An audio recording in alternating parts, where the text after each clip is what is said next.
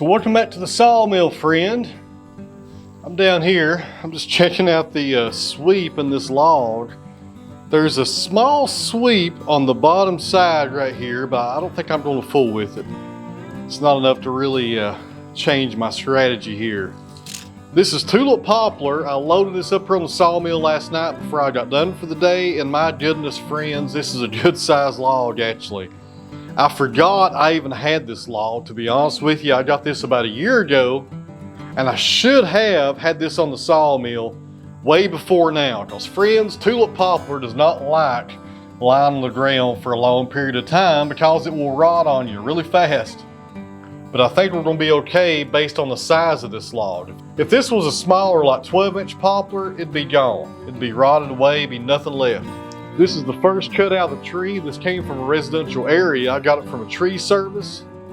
And let's take a few measurements here and see what we got to work with. On the operator's side, the diameter is around 23 inches. 23 inches. You guys ever heard people refer to poplar as a cucumber tree?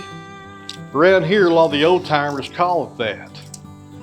Down here on the far end, friends, the diameter is 26 inches. So 2 inches of taper from end to end. This should be a pretty good log here, friends. We should get some really nice clear boards out of it. I'm not really sure on the width, what I'm going to fool with. I don't want to go any more narrow than 10 inches on the width. That's going to be a pretty good starting point right there when I start working this stuff up after it comes out the kiln. Now, tulip poplar is a hardwood, although it's pretty soft. It dries really fast. And it's a good secondary wood for woodworkers. A lot of people like using poplar for drawers and stuff like that. It's real easy to work with. It machines up and sands out really nice and takes finish really good as well. So you can take poplar and stain it and make it look like walnut if you want to for a whole lot cheaper. On the sawmill today, I'm running the Joe Maine Silvertip Turbo 7. I get those from Joe Maine down in Georgia. If you want those blades, guys, give him a phone call. His telephone number is down in the video description.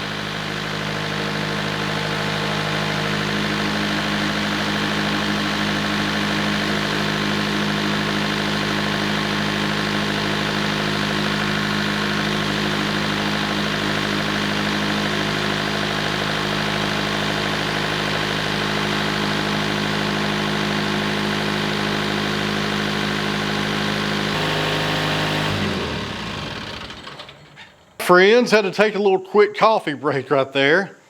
And I made a mistake. I don't know if some of you guys caught this or not. We got 3 boards sawed, and man, they are a lot wider than I need actually. Let me check them again so I'm not telling you guys a lie. They're about 19 inches wide. Now I should have took these boards, instead of dragging them back to the table, I should have flipped them over here to the loading arms, because I'm probably going to split them down the middle and make some 1x10s just for stacking purposes and for drying. My projects I got lined up for this poplar, nothing calls for 20-inch wide boards. It's all 1x10s and less, so that's a lot wider than I need. But now I'm going to have to handle these twice, because I drug them back here to the table. When it's time to edge them, I'll have to drag them right back. I'll probably go ahead and throw them on the loading arms just to get them out of the way. But I should have tilted this cant up toward the loading arms and slid them off that way and touch them less.